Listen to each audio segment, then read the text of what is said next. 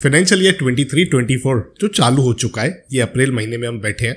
यहाँ पर बहुत सारे लोगों को कंफ्यूजन है कि हम न्यू टैक्स रिजीम में जाएं कि ओल्ड टैक्स रिजीम में जाएं।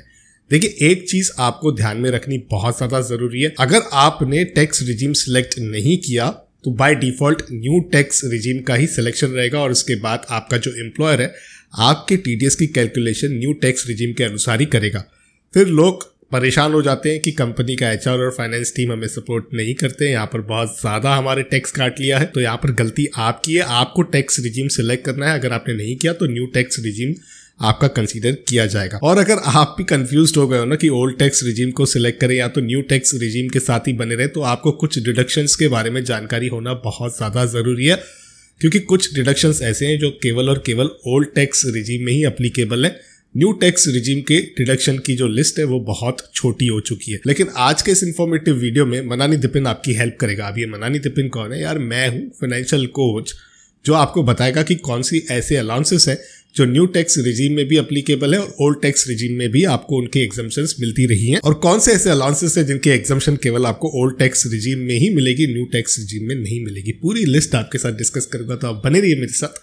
शुरू करते हैं, आइए मिलकर सीखते हैं। अब एग्जम्पशंस की लिस्ट बहुत बड़ी है दोस्तों, इसीलिए मैंने मेरे मोबाइल में सब कुछ कैप्चर कर लिया। अब मैं आपको एक एक जो एग्जम्पशन है उसके बारे में बताऊंगा, लेकिन उससे पहले आपको ये जानकारी होनी चाहिए कि इनकम टैक्स की जो रिबेट की एलिजिबिलिटी है वो कैसी है इस फाइनेंशियल ईयर में। तो ओल्ड टैक्स रिजीम में आपकी 5 लाख रुपए की एलिजिबिलिटी रहती थी, यानी कि अगर आपकी इनकम केवल 5 लाख रुपए तक है तो आपको कोई भी टैक्स नहीं पे करना होता था। और अगर आप न्यू टैक्स रिजीम का चुनाव करते हो तो 7 लाख रुपए तक कोई भी टैक्स लायबिलिटी नहीं ठहरती है। तो यदि आपकी इनकम 7 लाख रुपए या उससे कम की है तो आपको वैसे भी इस फाइनेंशियल ईयर में कोई भी इनकम टैक्स नहीं पे करना है। तो आप इस वीडियो को छोड़ के जा सकते हो अगर आपको किसी और का भला नहीं करना है, क्योंकि कल को अगर इस वीडियो में बताई गई जानकारी बहुत ज्यादा काम की हुई और अप्रेजल के बाद आपका पे पैकेज बढ़ गया, तब तो ये इन्फॉर्मेशन आपके काम आएगी ना। क्यों, है कि नहीं? लाइक कर दीजिए। स्टैंडर्ड डिडक्शन की बात करें तो 50,000 ओल्ड टैक्स रिजीम में है और न्यू टैक्स रिजीम में भी 50,000 का ही है। तो इफेक्टिव टैक्स फ्री सैलरी की बात करें तो ओल्ड टैक्स रिजीम में 5.5 लाख ठहरती है स्टैंडर्ड डिडक्शन को पकड़कर, और यहाँ पर न्यू टैक्स रिजीम की बात करें तो 7.5 लाख रुपए की ठहरती है। रिबेट अंडर सेक्शन 87A, ये जो रिबेट है वो 12,500 रुपए का, यानी कि 12,500 का आपको ओल्ड टैक्स रिजीम में देखने के लिए मिलता है, और न्यू टैक्स रिजीम में आपको ये जो रिबेट है वो 25,000 रुपीज का मिलता है। अब कौन से ऐसे अलाउंसेस हैं जिनका एग्जम्पशन आप ओल्ड टैक्स रिजीम में ले सकते हैं? HRA exemption. तो अगर आप रेंट पे रहते हो तो आपको ओल्ड टैक्स रिजीम में एक बार कैलकुलेशन करके देखनी है कि आपका जो रेंट का अमाउंट है जो आप पे करते हो वो 12 महीने का रहता है, तो पर एनम के बेसिस पे आपको कैलकुलेट करना पड़ेगा। उस हिसाब से अगर आप देख रहे हो तो कितनी आपकी टैक्स लायबिलिटी ठहरती है, क्योंकि इसका एग्जम्पशन आपको केवल ओल्ड टैक्स रिजीम के अंदर ही मिलेगा। न्यू टैक्स रिजीम में एचआरए का एग्जम्पशन आपको नहीं मिलने वाला है। लीव ट्रेवल अलाउंस यानी कि एलटीए 4 साल में भले ही 2 बार मिलता है, लेकिन ये भी आपको केवल ओल्ड टैक्स रिजीम में ही मिलेगा, न्यू टैक्स रिजीम में आपको नहीं मिलेगा।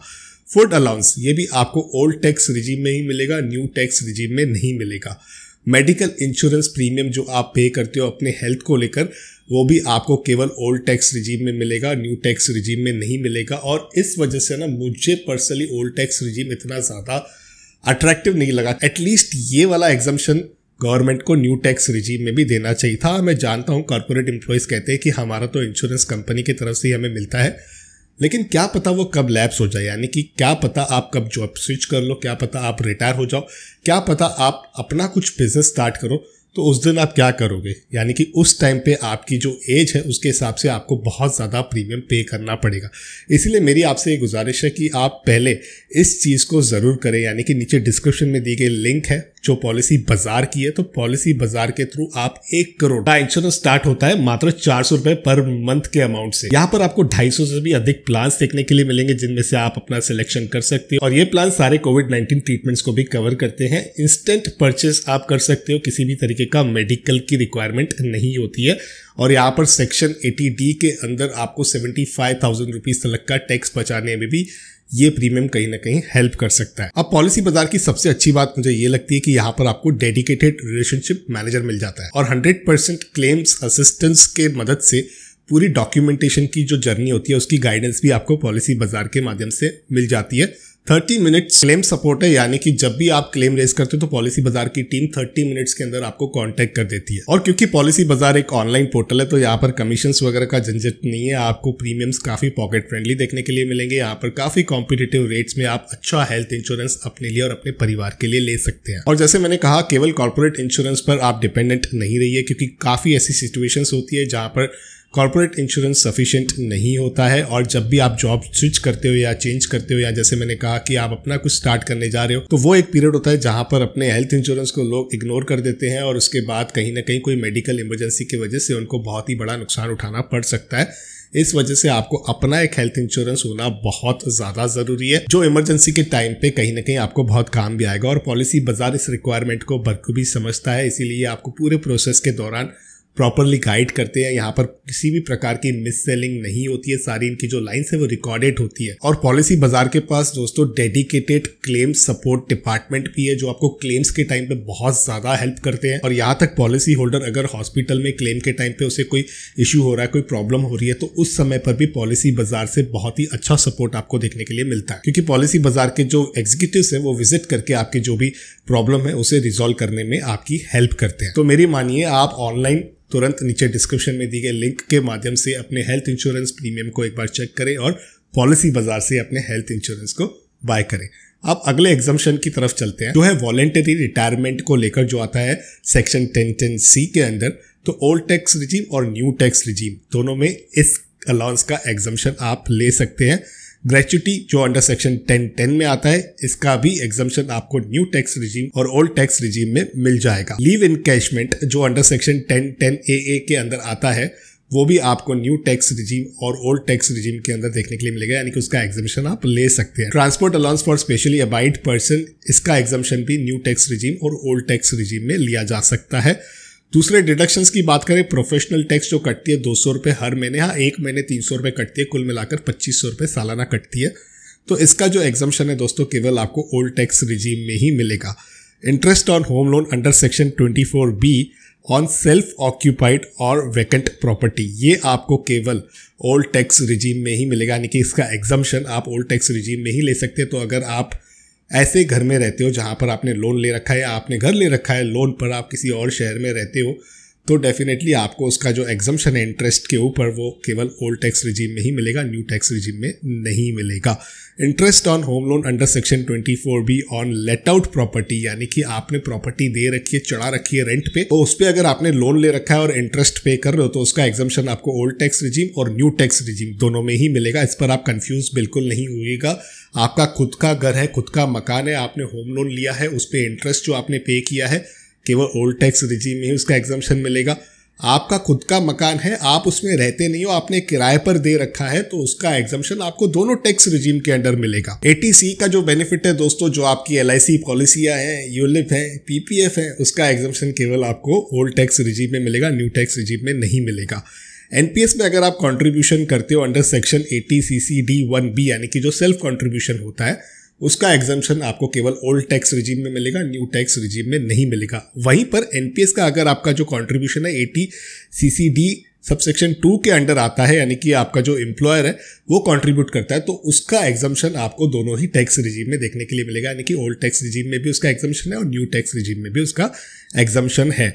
इंटरेस्ट ऑन एजुकेशन लोन जो सेक्शन 80E के अंडर आता है, केवल ओल्ड टैक्स रिजीम में ही इसका एग्जम्पशन लिया जा सकता है, न्यू टैक्स रिजीम में इसका एग्जम्पशन नहीं मिलेगा। Interest on electric vehicle loan जो सेक्शन 80EEB के अंडर आता है, इसका भी जो एग्जम्पशन है केवल ओल्ड टैक्स रिजीम में मिलेगा, न्यू टैक्स रिजीम में नहीं मिलेगा। इलेक्ट्रिक व्हीकल ले रखी है लोन पर, तो उसका जो इंटरेस्ट आप पे करते हो उसका एग्जम्पशन पिछले साल आपने लिया होगा, राइट।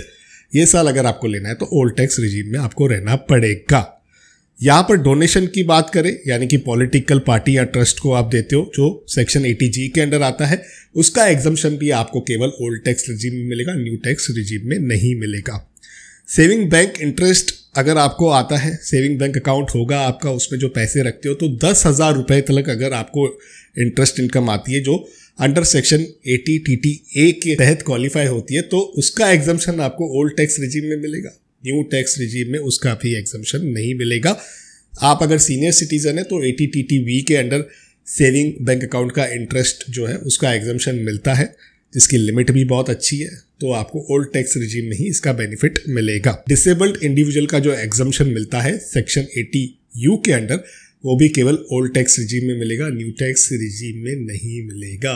तो ये पूरी लिस्ट आ रही है एग्जम्पशंस की दोस्तों। यहाँ पर जो भी एग्जम्पशंस मैंने आपके साथ कवर किए हैं मैंने इस लिस्ट में कैप्चर कर दिए हैं। ये लिस्ट आपके कन्वीनियंस के लिए मैं मेरे टेलीग्राम ग्रुप संडे निवेश पर भी शेयर कर दूंगा। मेरे टेलीग्राम ग्रुप की जो लिंक है नीचे डिस्क्रिप्शन में मिलेगी, या आप टेलीग्राम ऐप पर संडे निवेश सर्च करते हो तो आप हमारे ग्रुप तक बड़ी आसानी से पहुंच भी जाओगे। वहां से आप ये लिस्ट डाउनलोड भी कर सकते हो। तो ये सारे एग्जम्पशंस हैं दोस्तों। अगर मुझसे कोई एग्जम्पशन की लिस्ट छूट गई है तो आप नीचे कमेंट्स में लिख सकते हो, उसके बारे में मैं आपको कमेंट के माध्यम से ही रिप्लाई दे दूंगा।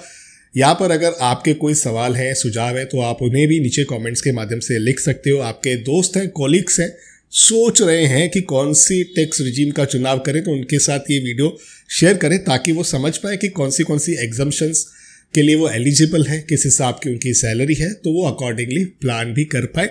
इंटरनेट पर आपको ढेर सारे इनकम टैक्स के कैलकुलेटर भी देखने के लिए मिलेंगे। आप यूज़ करके उसके बाद अपना चुनाव कर सकते हो, या आपने CA से कंसल्ट करके भी आप न्यू टैक्स रिजीम या ओल्ड टैक्स रिजीम के बीच का चुनाव कर सकते हो। मैं कोई CA नहीं हूँ, तो मैं ये इन्फॉर्मेशन पर्पज़ के लिए आपके साथ वीडियो को बना रहा हूँ ताकि आपको ब्रॉडली समझ में आए कि कौन से ऐसे एग्जम्पशंस हैं जिनका फायदा अगर आप उठाना चाहते हो तो कौन सी टैक्स रिजीम में आपको रहना चाहिए। और मैं आशा करता हूं कि ये मेरा प्रयास आपको पसंद आया होगा। आप हंस रहे हैं तो वीडियो को लाइक कर दीजिए, दुखी हो गए तो डिसलाइक कीजिए, कोई बात नहीं दोस्तों, आपका फीडबैक इंपॉर्टेंट है।